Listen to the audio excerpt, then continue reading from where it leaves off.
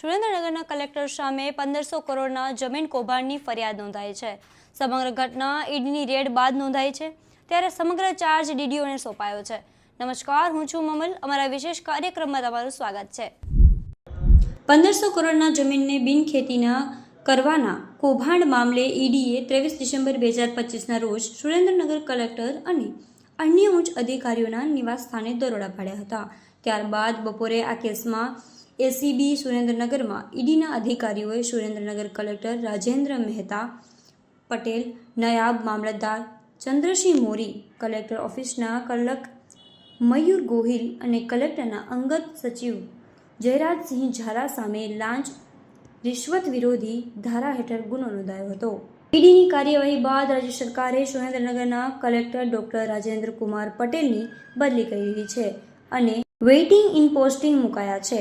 તેમની સેવાઓ આગામી આદેશ સુધી સામાન્ય વહીવટ વિભાગને સોંપવામાં આવી છે। જિલ્લા વિકાસ અધિકારી કે.એસ. યાજ્ઞિકને આગામી આદેશ સુધી સુરેન્દ્રનગરના કલેક્ટર પદનો વધારાનો હવાલો સંભાળશે। 23 ડિસેમ્બરે દિલ્હી ખાતે આવેલી ઈડીની સ્પેશિયલ ટીમે સુરેન્દ્રનગર જિલ્લાના નાયબ મામલતદાર ચંદ્રસિંહ મોરીને ત્યાં રેડ કરી હતી। આ રેડ દરમિયાન 67.50 લાખ રોકડ સહિત પૈસાની લેતી દેતીના વ્યવહારો, દસ્તાવેજો તેમજ મોબાઈલમાં આ અંગેના ડેટા મળી આવ્યા છે, જે કબજે લઈને ધરપકડ કરવામાં આવી હતી। હવે તમામ આરોપીઓને એજન્સીઓના સંકાજમાં છે।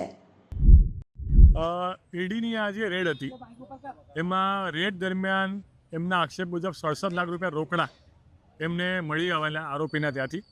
એટલે એ સમયે એમણે બીજો એક ગુનો દાખલ કરી ઈડીમાં અને સાથે સાથે અમદાવાદ એસીબીમાં બીજો ગુનો દાખલ કરેલ છે અને આજે ઈડી દ્વારા કુલ 14 દિવસના રિમાન્ડની માંગણી કરેલી, જેમાં મુખ્યત્વે એમના ગ્રાઉન્ડ એવા હતા કે આ પૈસા ક્યાંથી આવ્યા છે, અન્ય કયા કયા આરોપીઓ આમાં સંડોવાયેલ છે અને છેવટે કોર્ટે આરોપીને 1 તારીખ સાંજે 5 વાગ્યા સુધીના રિમાન્ડ મંજૂર કરેલ છે।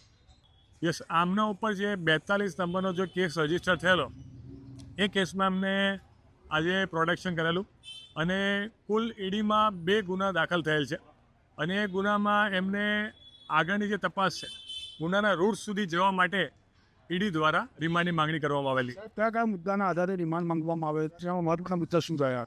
મહત્વના જે મુદ્દા એમના હતા, પહેલો મુદ્દો એમને જ હતો કે જે 67 લાખની જે મોટી રકમની જે રોકડ રકમ મળેલ છે એ ક્યાંથી આવી છે અને બીજો એમનો મુદ્દો હતો કે આરોપી પાસેથી અમુક વ્યક્તિઓના નામ, હિસાબો મળેલ છે તે અંગે એમને ઊંડાણપૂર્વક તપાસ કરવી છે। પહેલો મુદ્દો મહત્ત્વનો અમારે એવો હતો કે જ્યારે ઈડીએ રેડ કરી ત્યારે આરોપીને કોઈ સર્ચ વોરંટનો હુકમ રિસીવ નહોતો કરાયો અને તે સમયે જ્યારે આરોપીને એ લોકો એવું કહે છે કે બતાવ્યો અને પંચનામું કરો, રિકવરી તો રિકવરી પંચનામામાં કોઈ પણ જગ્યાએ ઈડી દ્વારા કયા કેસમાં રેડ કરવા આવ્યા છે એ કેસ તેમાં લખ્યો નહોતો અને બીજી વસ્તુ કે આરોપીને ગઈકાલે રાત્રે 11:15 વાગે અટક કરવામાં બતાવ્યા છે અને આજે સવારે 11 વાગે કોર્ટમાં લઈ આવ્યા, તો એમને 24 કલાકનો પૂરેપૂરો સમય કેમ ના યુઝ કર્યો અને 24 કલાક પહેલાં કેમ એમને કોર્ટમાં લઈ આવ્યા, એ અમારો મહત્વનો મુદ્દો હતો। આ ઘટના અંગે આપ શું વિચારો છો? કોમેન્ટ કરીને કોમેન્ટ બોક્સમાં જરૂરથી જણાવજો। અત્યાર માટે બસ આટલું જ। નમસ્કાર।